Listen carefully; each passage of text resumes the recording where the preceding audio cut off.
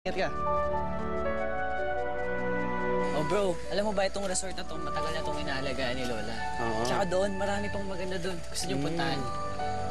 Sige, mauna ka na. Hindi nga, samahan ko kayo. Hindi, okay na kami. Romeo, okay na kami. Oo nga pala. Ay, tutulungan ko nga pala si Lola maganda ng hapunan. Sige, ingat ha. Sige, sige. Ingat kayo dyan.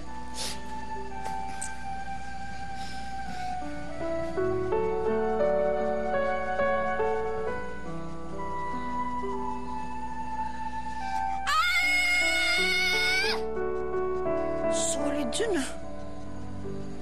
Para saan yun? Wala.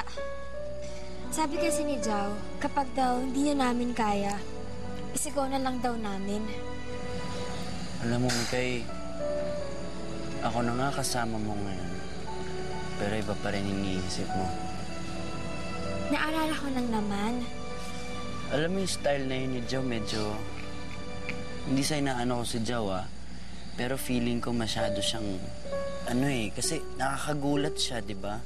Tapos pwede pa na pagkamalan na baliw. Isipin mo bigla kang sumisigaw. Eto, mas magandang style. Style ko na naman. Paano? Eto, medyo tahimik style ang tawag dito.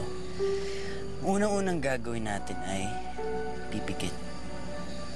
Pipikit muna tayo.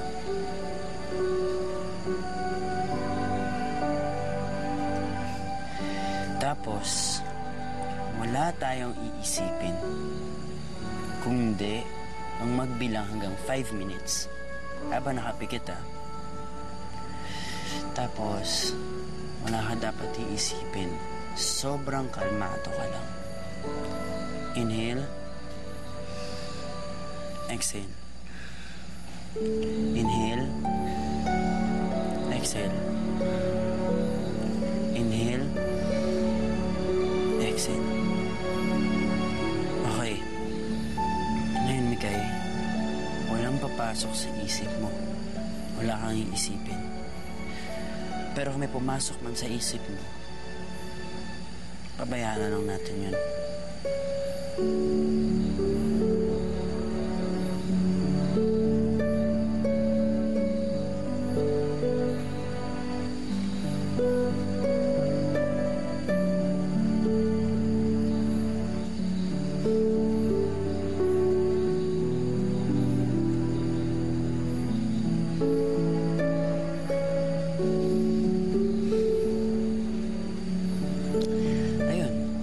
Parang ako, kagaya ngayon.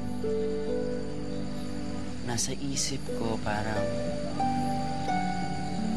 nakaayos daw ako ng suot.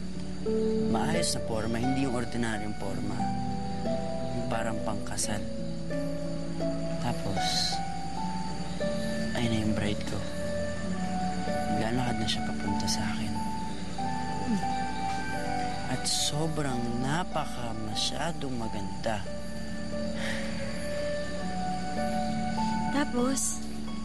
Tapos, tataas ko na yung belo niya.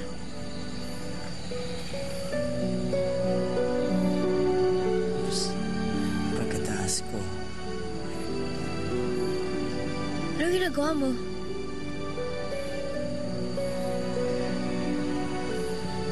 Inaayos ko yung bangs niya. Sira. Nakuloko ka talaga eh, no? Alam mo kung bata-bata pa natin, kasal na agad iniisip mo. Doon na nga tayo. Ano pa naisip mo eh.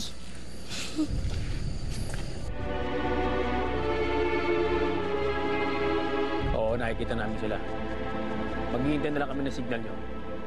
Hintayin nyo lang ang tawag ko.